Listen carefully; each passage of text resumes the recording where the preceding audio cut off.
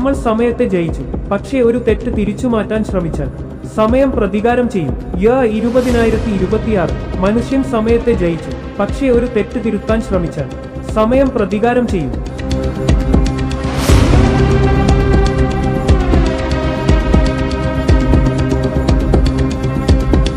ഇപ്പോൾ ഗെയിം തുടങ്ങുന്നു.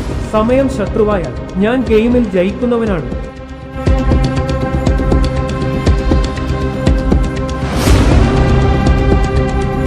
ഞാൻ ഒറ്റക്കാണ്, പക്ഷേ എന്റെ യുദ്ധം ഒറ്റക്കല്ല. ഇതൊരു കുടുംബ യുദ്ധമാണ്.